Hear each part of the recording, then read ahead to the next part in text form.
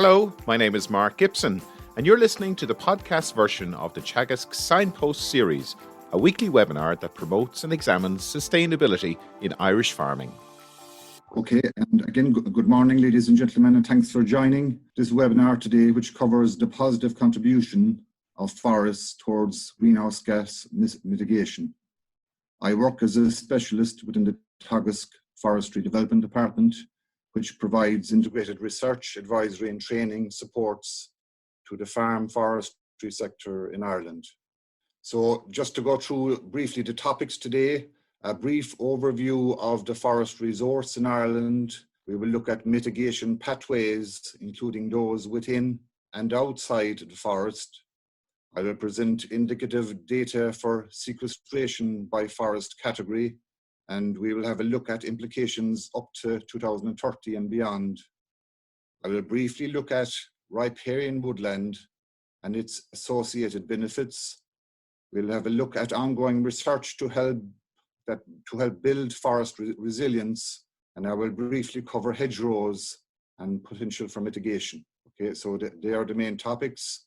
And maybe just to set the scene first, we have a significant forest resource in Ireland which can be further harnessed to provide multiple benefits for society, and 11% of our land area is under forest cover, as you can see from the map.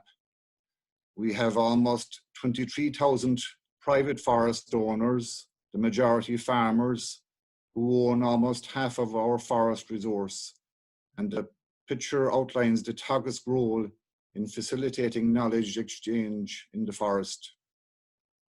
We have an export-oriented forest product sector, with exports reaching almost 430 million in 2018. And again, looking at jobs, activities such as forest nursery operations, forest establishment, management, and the utilization of wood provide sustainable employment, mainly in rural areas. And through our work there, we try and ensure that forests can complement other farming enterprises and be a developing resource on the farm. And from the environmental side, well-designed and sustainably managed forests have an important role in the provision of the services that more and more people are looking for. And these include carbon mitigation, provision of recreation, biodiversity enhancement, as well as water quality benefits. So that's just a brief overview. And maybe just as a couple of opening comments, it is important to point out that forests can't provide the full answer to climate mitigation, but still they have a highly significant role to play. In farming, for example, we can also achieve considerable emission reductions through the agricultural mitigation pathways and the good practice adoption measures as outlined in the Teagasc MAC curve, which has been covered in previous webinars. Another statement I would make that climate change is not the only reason for sustainably expanding our forest resource. And there is a clear and ongoing need for a balance between sustainable wood production and realizing the social and environmental roles underpinned by sustainable forest management in new and existing forests. So that balance between the economy, society, and environment is very important, as it is within agriculture. So just to briefly look at the planting categories, farmers and landowners considering forestry have a range of 12 grant and premium categories, or GPCs for short as they're called, and these are available under the Department of Agriculture, Food and the Marine Afforestation Scheme.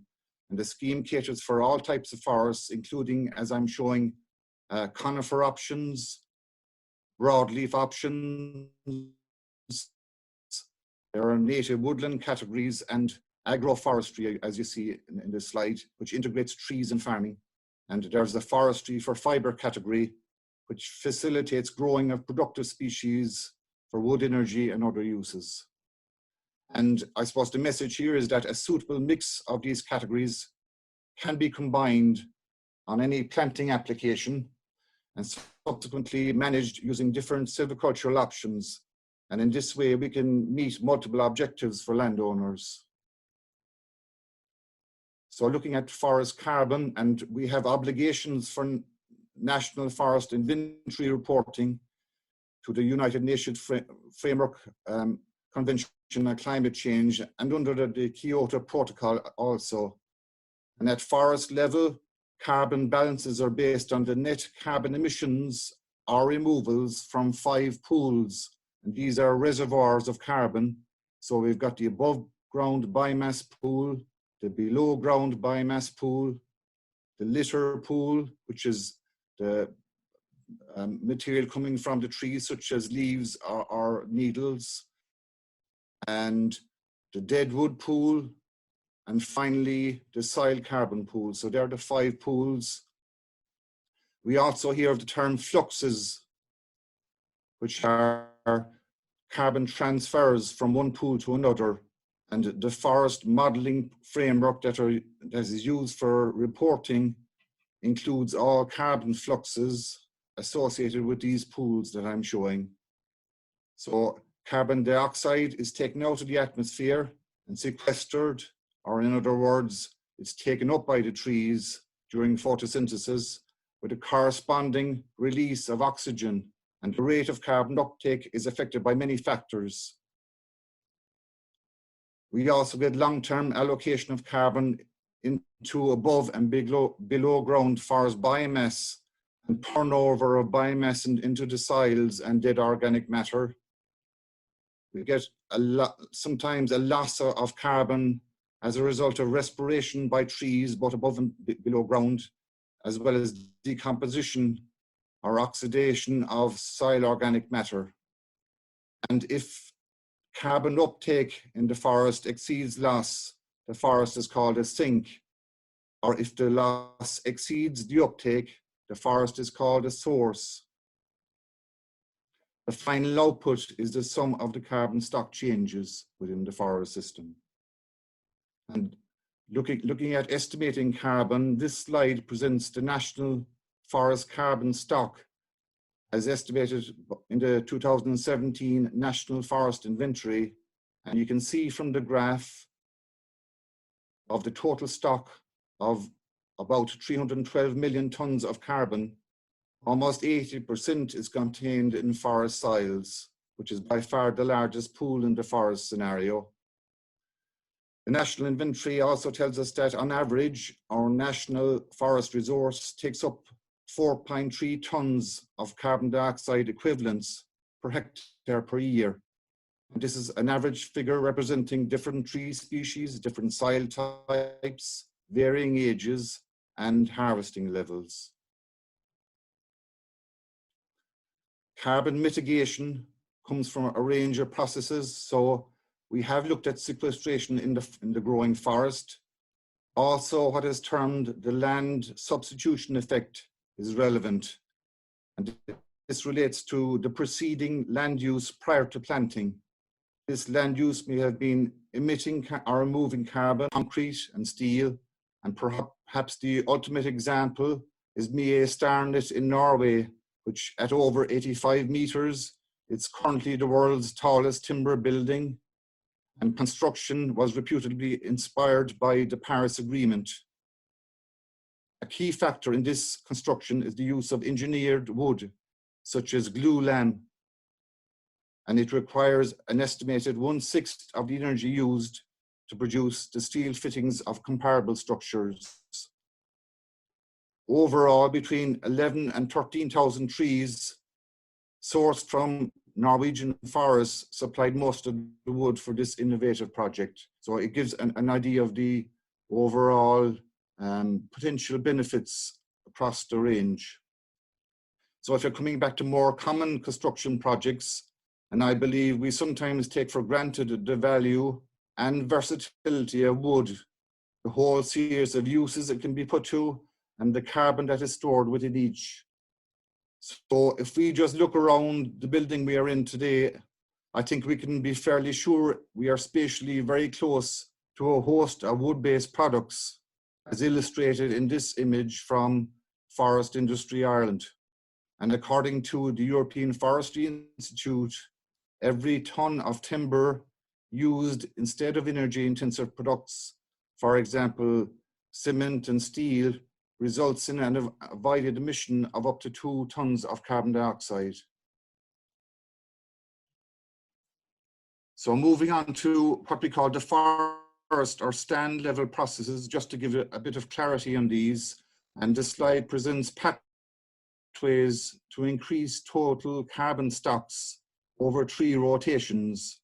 So you can see in purple, this representation of the 3 rotations. So at forest level, the green curves represent managed forest carbon stock, which we see is cyclical and approaches a steady state over 3 rotations. The second pathway, represented by the brown curve, is the long-term storage of timber in harvested wood products. As you can see, this is a very significant area. It builds over time, over the 3 rotations, and over successive forest cycles, more wood products are added to this pool. The area in blue represents the replacement of fossil fuel derived energy with biomass energy. And the final pathway, as we've seen previously, is the substitution of wood products for energy intensive material. Finally, the dashed line in the image represents the indicative carbon stock in an unmanaged forest, which, as you can see, is only about 1/5 of the indicated carbon stock in a sustainably managed forest when all pathways are taken into account. This is a plant and clear fell system. An alternative approach to forest management we call continuous cover forestry is gaining considerable interest also.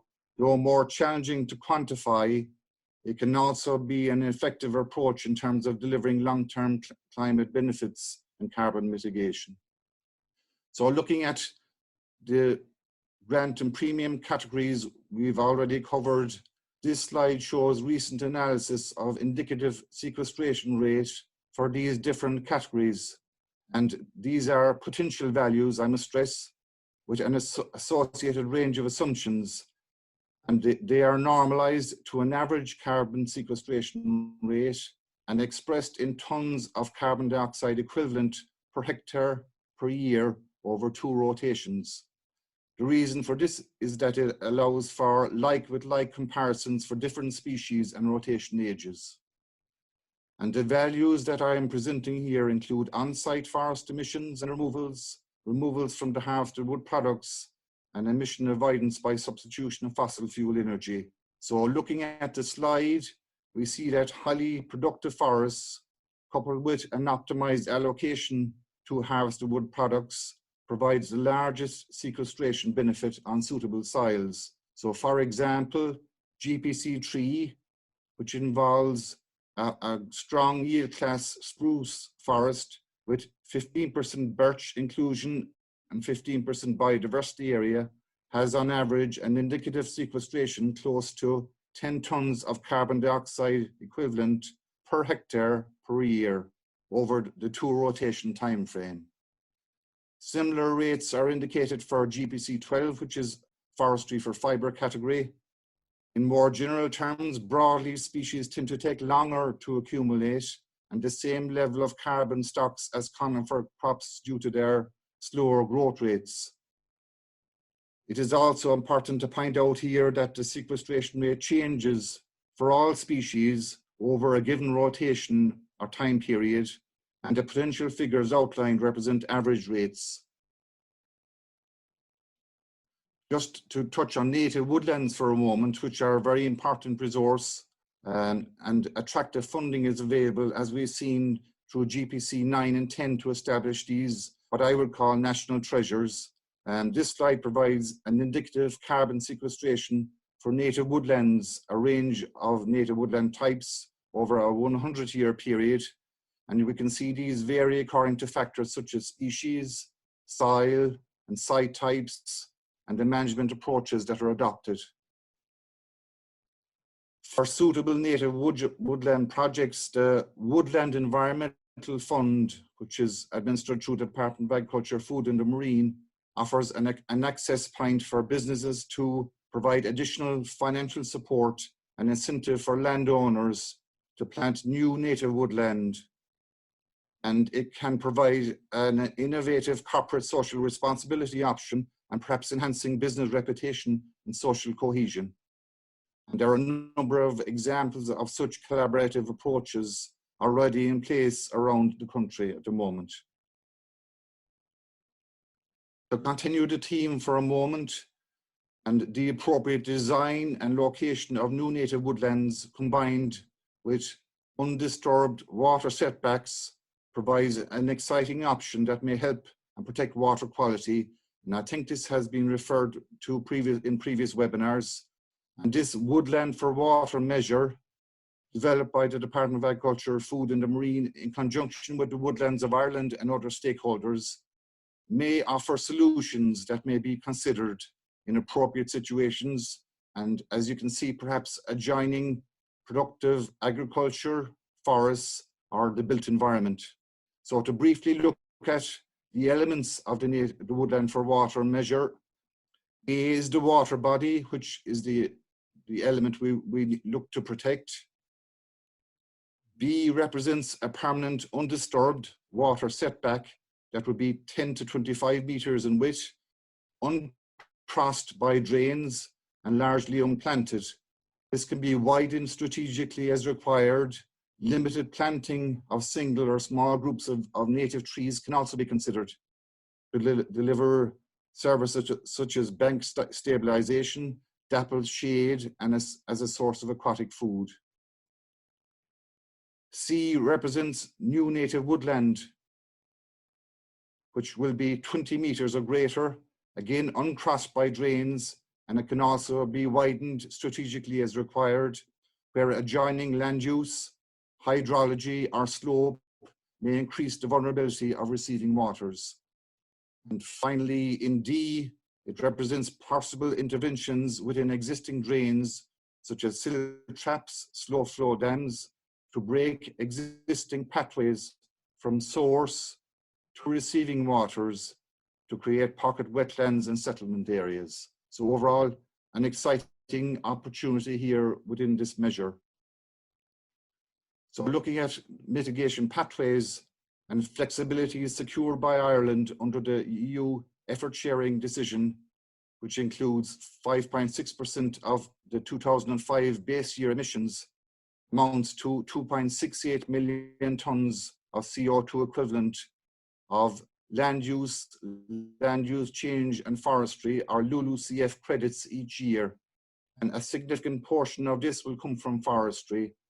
The slide I'm showing here shows the measures identified within the Teagasc MAC curve under mitigation pathway 2, which is LULUCF, or land use change in forestry. And I suppose the take-home message from this slide is that forestry has a considerable and cost-effective contribution to make to the national abatement challenge, with the potential to mitigate up to 2 million tonnes of carbon dioxide equivalent each year up to 2030.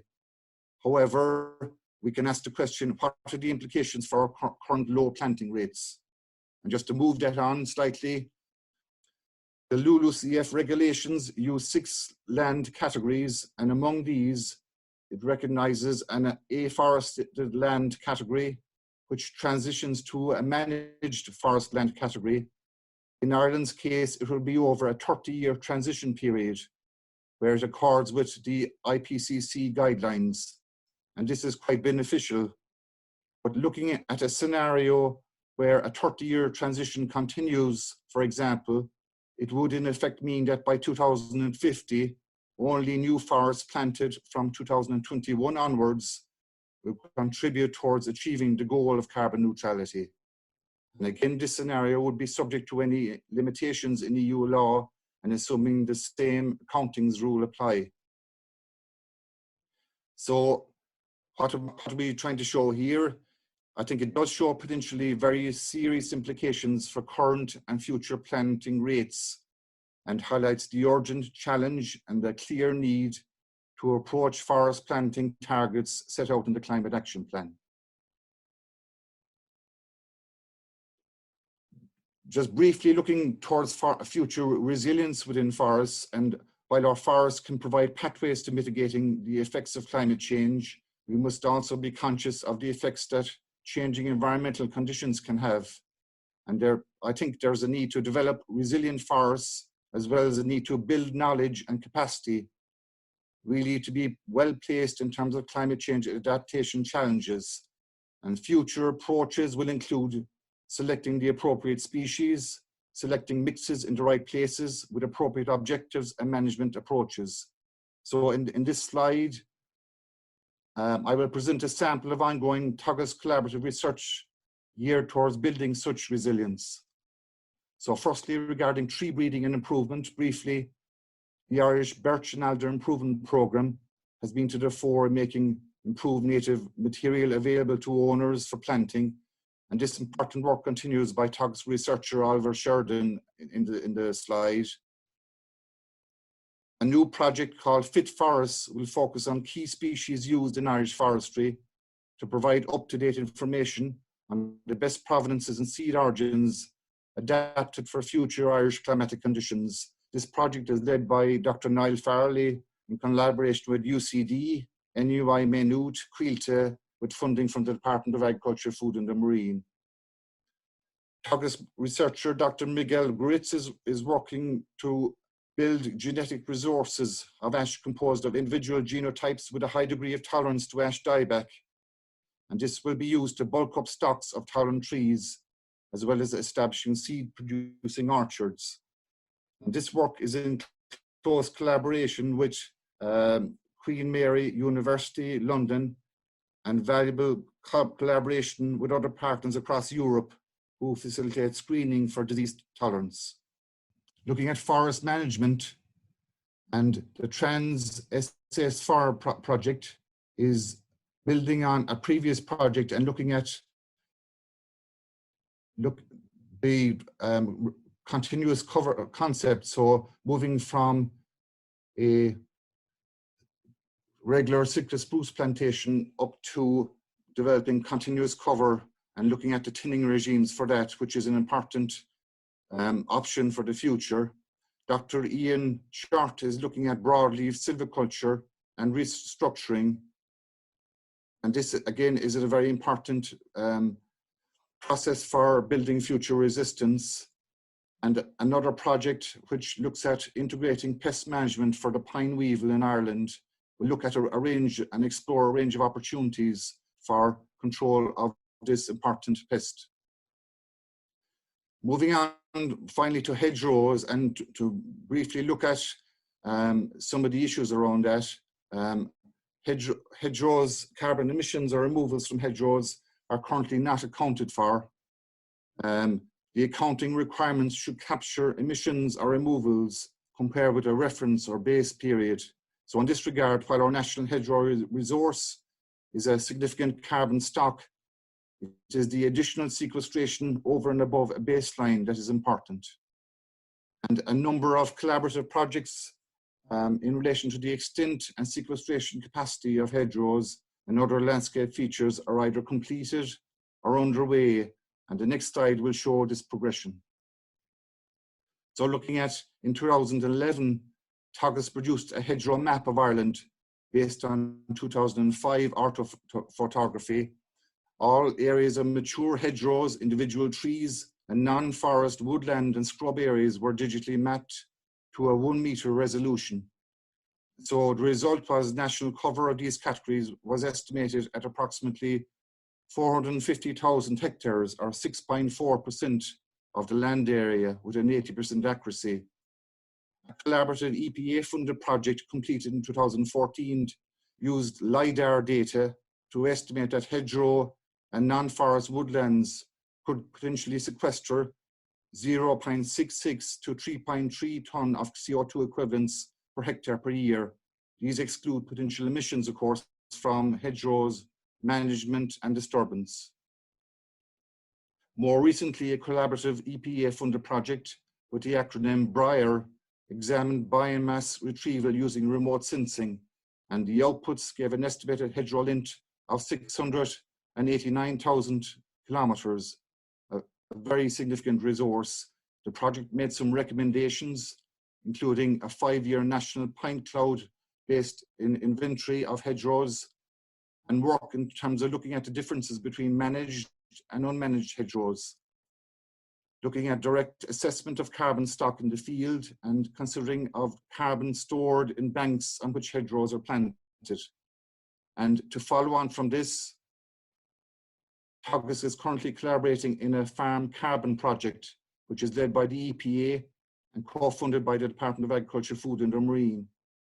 This project is very timely as a follow-on from projects using remote sensing assessments and has a number of important objectives. It involves field study sites and subsequent analysis, which will assess both above and below ground hedge biomass, litter fall, and soil organic carbon.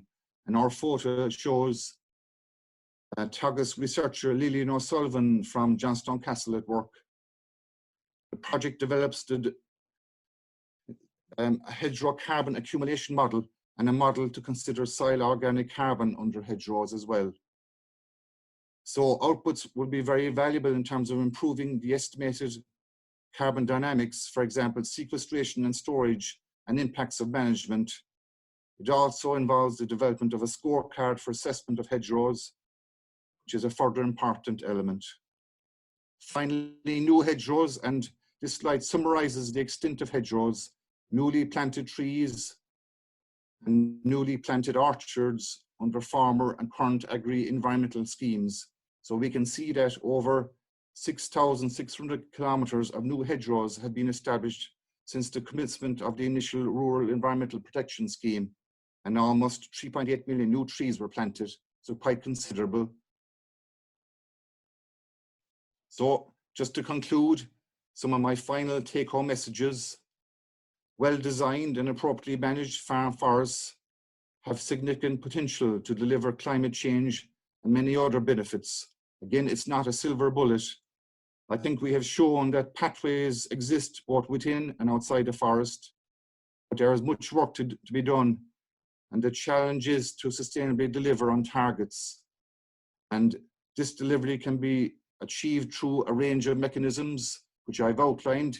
So increasing sustainably the forest cover, managing our forests, minimizing deforestation, which is netted off our targets, optimizing long-lived harvested wood products, as we've seen from some of the graphics, and appropriate use of wood to substitute for energy-intensive materials or fossil fuel energy. So I'll finish at that. Hopefully we have got some messages out of that and we can take up in the forthcoming question and answer session. So thank you for your attention. And just, Mark, before I finish, I think we discussed this. I've included a slide here, which I think will be shared afterwards, which involves useful links that occurred during the presentation. So this will be available and perhaps will be useful for participants that have joined in today in terms of accessing further information. Thanks, Tom. Yeah, we will include this on the PDF that will be up on the Teagasc website. So if anyone wants to get further information about some of the figures behind Tom's presentation, they're available there. Tom, thanks very much for that. That was an excellent overview of where we're standing with the I suppose the carbon side of forestry. I suppose one of the big questions, and you mentioned it in your last slide, is to increase sustainably the forest cover in Ireland. I know we've been hovering around the 11% marker for some years now. You know, it's a big statement to make. You know, we need to increase sustainably, but how can we do that, or what's holding us back from increasing that area under forestry in this country? I suppose there's quite a lot of elements to that question, Mark. And if we look at previous studies, the decision to plant some forestry, it's a complex decision process for farmers, and there's different drivers. There's physical, economic, and socio-cultural drivers there. But I think on balance, we interact with a lot of farmers and landowners, and there is quite an interest in forests, and again, engaging with forests, with forest owners is an important part of that. what I'd like to see, if you can see this here, I think myself that farmers and landowners are actually, if delivering messages, are the best advocates of forestry as a land use option. And that booklet that I've just shown there, Forest to Suit Every Farm, it's a compilation of 17 different case studies, and I think they're very good case studies with very good messages being delivered by a range of farmers across different enterprises right throughout the country.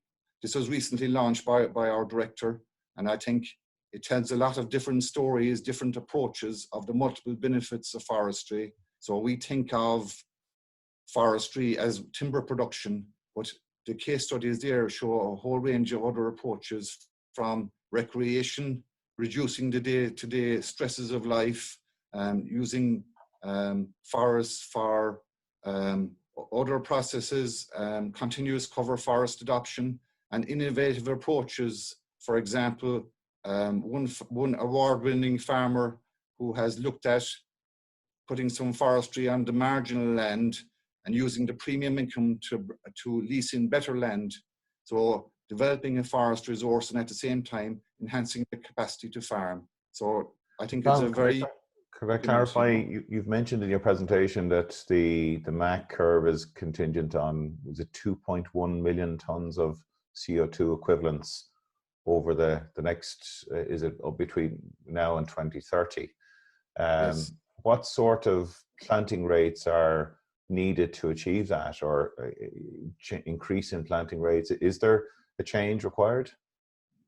I think there's an immediate change required in terms of our planting rates. Now, because of that rolling period that I showed in the slide, previous planting will come into the reckoning for our targets up to 2030. But again, if we're looking towards the end of this next decade and well beyond 2030, if we're going towards carbon neutrality, it's essential that we move to higher planting rates on a sustainable basis to ensure that we continue to have our forests as an appreciable sink going forward beyond 2030 and up towards 2050. So I think I showed in the slide that it's a big challenge, but it's also very, very important if you're looking towards those targets.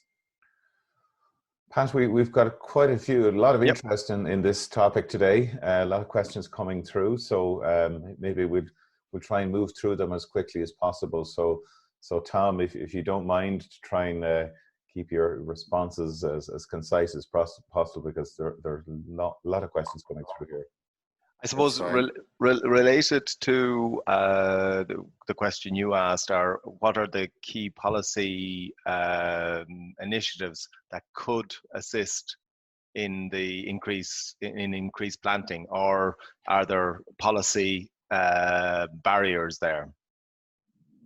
Yeah, well, I suppose Teagasc doesn't get into the policy side of things, but if you're looking at maybe recent feedback from from different sources, that it's probably important to expedite any pinch points that are in the system, maybe in terms of the approval system and also in the appeal system. And I think that is a priority that is shared right across the forest sector with all stakeholders. So that is important. Other feedbacks we can get as well is that, we'd say, if we look at agri-environmental schemes such as REPS, that I suppose a good connection with forestry in terms of integration of schemes has worked well in the past. So maybe it would be an option there as well to consider. But again, it's not Teagasc's role really to get into the policy. But if we look at the recent proposals for government, I think there's 17 measures in all that relate to forestry and land use. And again, listening to recent feedback, I think is very positive, and that there's quite a range of measures there that, if looked at and perhaps adopted in an appropriate way, can make a positive contribution to our targets. Okay, a question there. Where do you see the role for agroforestry and I suppose both in terms of land use and also in terms of sequestering carbon? Okay, and as I've shown in terms of the sequestering, as I've shown in this slide, it's one of the grant and premium categories, and there's 12 categories in all, and agroforestry isn't one of the higher categories to sequester carbon, we'll say, to productive, faster grown species. Agroforestry typically would look at planting high quality, we'll say, broadleaf trees in conjunction with other systems such as silvopastoral or silvoarable. At the moment, silvopastoral is in the program, so, but I suppose we can't look at carbon sequestration on its own. We can also look at the range of benefits that systems like agroforestry can provide, both from the forestry side and also from the farming side, such as animal welfare. There's evidence of improved production within cattle systems. There's also evidence that it dries up the land, and there's a better trafficability maybe towards the end of the season. So quite a range of benefits. There's biodiversity benefits, and it can be used in different systems, maybe for water quality protection as well. So again, we have to, I suppose, take a holistic view of each and assess each category in its own merits.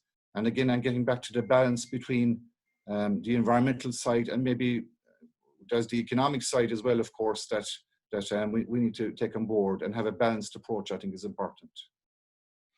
Okay, there's a few questions about afforestation on peat soils and peatlands. One in relation to maybe currently unused or finished Bordemona extraction sites, and a more general one on peatlands in the broader landscape. What is the potential role for forestry there? Yeah, okay, and I think we're aware in the past of a potential collaboration between parties on midland peats in terms of establishing some native woodland on that. So I think that is something that's in progression. On a wider level, in terms of looking at peatland sites, and the policy around planting peatland sites is contained in a 2016 publication by the Department of Agriculture, Food and the Marine, which is called Land Types for Afforestation. And I think that reference will be in the slide that we'll share afterwards. And within this policy, it is looking at a system to assess the productive side as well as the environmental side. So from the production side, there are restricted peatland types in this document, which include the likes of wet heaths, dry heaths, and raised peats. The assessment uses categories of vegetation cover to give an indication of nutrition and suitability. So this is used as a process in terms of selecting peat sites. Now, there is evidence as well in terms of, and it's in the MAC curve maybe, of re-wetting of peats, and there's evidence for that coming along in terms of certain peat types as well. So I suppose we have to look at the science that is there and make the best decisions for land use in those areas. Question here, it says, first of all, great presentation. As biodiversity is greatest in woodland ages, is this taken into account in new woodland planting? Certainly is, and I think sometimes people have a perception, if we look at the more productive forests, they may have a perception that it's 100% of one species, which is called a monoculture, but over the recent decades, we've moved away from that. And if we look at a GPC category, which would include a productive conifer such as spruce or others, and also an inclusion of 15% of broadleaf species. That's a requirement, and a further requirement is to leave 15% of the area as open space or retained habitat for biodiversity enhancement. And that participant's question is very informed in that we can use tools within the forest system at the moment, including edge management, management of the setbacks that I showed in the slides, to enhance biodiversity. And also there's a change in biodiversity over a rotation. It's higher at an earlier stage. We can use good quality practice such as thinning to leave more light into forests.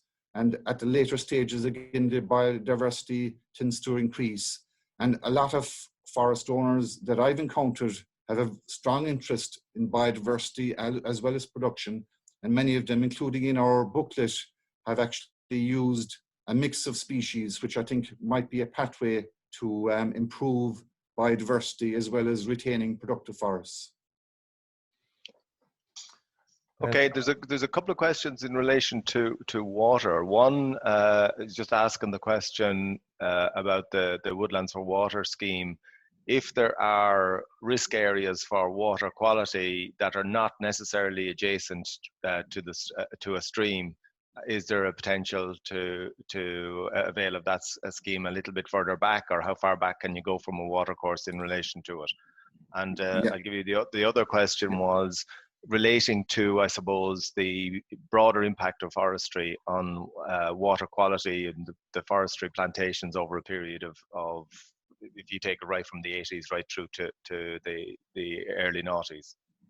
Okay, so firstly, in terms of that Woodland for Water measure, again, it involves an undisturbed setback along with native woodland, but that native woodland can be part of any possible forest enterprise. So it can be located, as the participant suggests, in different locations and in different ways. So it's very flexible. So I think it has good potential for adoption in terms of maybe the farming system and improving biodiversity as well as water quality. On the broader issue of water quality, going back to the 90s, and again, like I said, forest practice has changed significantly. Sometimes people consider legacy forests, which I call them, which have changed quite a lot. So the practices now are they're adhered to, and they're set in a environmental requirements for forestry publication, which is out quite a number of years, and updated the previous guidelines, which includes, if we're looking at drainage within forestry, there are silt traps required at the ends and throughout the drainage system. There's a setback required for all drains, so no drain will approach a water body. So there's quite a range of measures there that look to protect the integrity of water quality, and routinely some broadleaves will be used, riparian broadleaves, close to water courses, which will give it an extra layer of protection. There was an issue back in the 90s with acid sensitivity areas, and at the time was arising from what was seen as pollutants coming from the continent of Europe at the time. We heard of things like acid rain, and forests were at the time looked at as concentrating some of these pollutants and in the canopy, and not maybe some of them reaching the base of the forest. But since then, that has changed considerably. The pollution due to legislation in Europe, that has stopped. So what I suppose to summarize, the strict adherence to the range of guidelines that are there, that are routinely used by forests, and along with sustainable management, and I suppose a very clear approach to that can ameliorate any of those concerns. Okay. Just one other really interesting question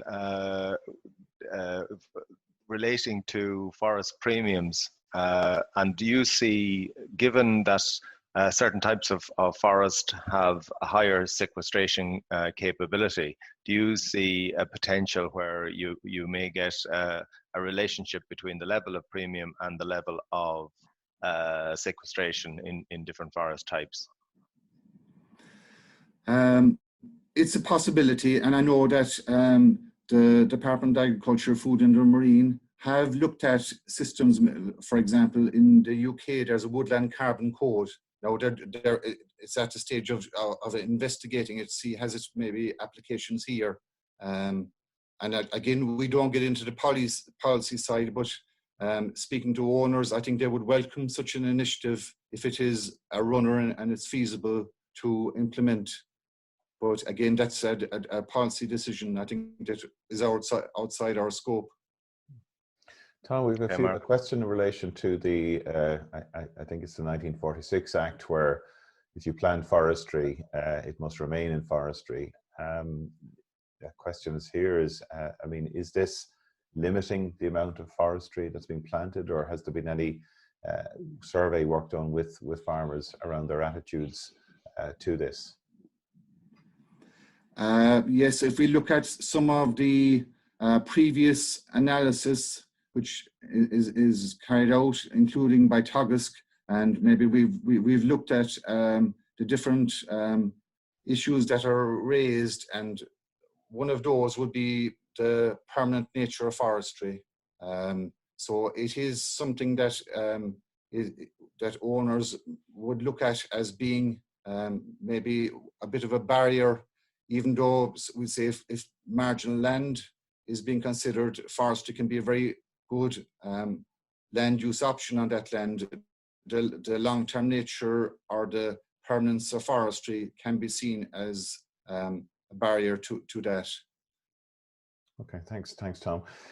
Just to go back to the original question around the forestry planting figures and the percent, we were talking more around percentages and tons of carbon equivalents being sequestered, but in terms of actual hectares, how does that translate in hectares, in terms of hectares, where we're at the moment now compared to where we need to be at?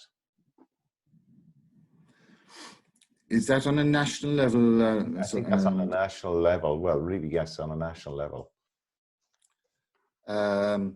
Yes. Well, at the moment, our planting figures are low. They're well below the targets, and so what we need to do is to achieve this up to 2 million tons of carbon dioxide equivalents each year over the next decade.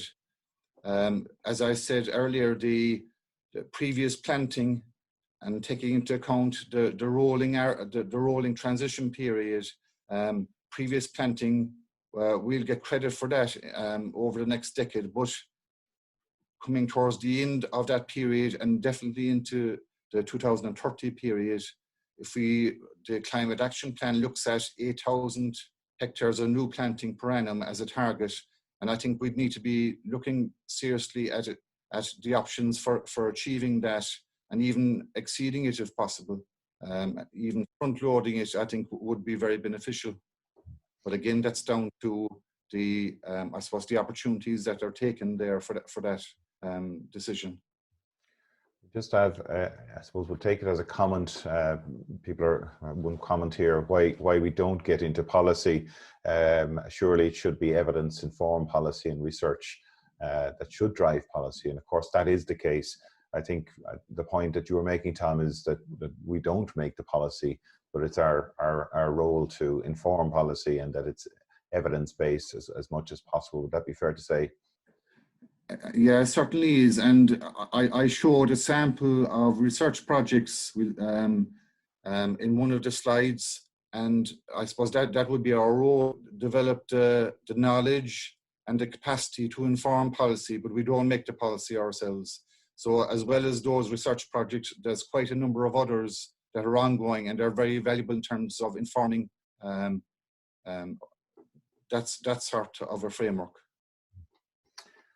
We had a question earlier on there in relation to, I suppose we've learned a lot of lessons from planting during the 80s, that there was probably some unsuitable planting taking place during that period. It says in the same time frame, has any estimation been made of the extent of hedgerows being removed from the Irish landscape? And you know, do we know the overall effect of the commercial forestry planting during the 1980s to 2010, negative or positive? So two questions there really in one. Yeah, okay, so the Briar project has done some work on the extent of hedgerows, and in the period between 2002 and 2015, there has been a level of reduction in hedgerows. In other words, they've been taken out, which, if we're looking at the whole accounting, would have implications there. But as far as I know, that rate has declined significantly in recent years. And sorry, the other question was? Sorry, the first part of the question was in relation to the positive or negative impact on water quality and biodiversity from these plantings that took place during the 1980s to 2010 period. What would be your estimation on that, or are there any papers around that? There has been work done on we say the influence of early forests going back to that time, and as I said, the forestry practice has moved on a lot, but we'd say on sensitive sites such as peatland sites, there would have been papers to show some episodic effects on water quality, but that they would be temporary. For a long time now, practice in terms of not just the establishment, but the whole area of forest management, and particularly felling and extraction, there's clear guidelines there that inform that, which look at a range of methods and methodologies to mitigate any potential negative impacts. So they're in place, like the afforestation guidelines, for quite a while, and strict adherence to those is always very important. Very good, thank you, Tom. I think we're moving close to the end of the webinar now, so I think what we'll do is we'll start to wrap things up. So Tom, in summary, I mean, we need to look at increased planting rates. We need to look at more sustainable management of existing forest covers.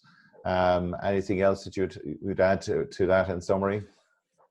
Well, yeah, if I'm summarizing, and maybe this is a personal view, but sometimes I think maybe there's maybe dividing lines in opinion between forests, and sometimes you know it comes out in different formats. But I think what we need, and I firmly believe this, that we need a balanced approach to forestry in terms of future afforestation. It can be a great land use option with, say, inappropriate areas on the farm, and can be used for a range of purposes. But I think we also need the productive side of forestry. I think so a balanced approach to that is very important. And I think I recently in an article quoted David Attenborough, who said that forests are a very valuable resource, and sustainable management of those forests benefits the owners as well as the planet. But on their own, our natural forests, which we want to protect, won't supply the timber we need. So a balanced approach, and I think maybe if that can be taken on board by different parties, that we can move forward with a consensus view that will probably be very good for the forestry sector in Ireland. Tom, thanks very much for that. Excellent way to end our webinar today. Just to let our audience know that from next week, we'll be talking to Dr. Tom Houlihan and Owen Fenton around the water cycle. Where does the water go? And I suppose linking some of the questions that were asked today about the location of mitigation actions within the landscape, and understanding sediment losses to water quality. Often we focused largely on the nutrient side of things, but sediment is also a really important part of the whole water quality story. If you want to find out more about other webinars that Teagasc has on offer, please do go to the Teagasc website, where you see under Teagasc Daily, on the quick links, you see all of the various different webinars that are available. In particular, the food industry development and dairy research webinars are particularly tailored to our connected audiences.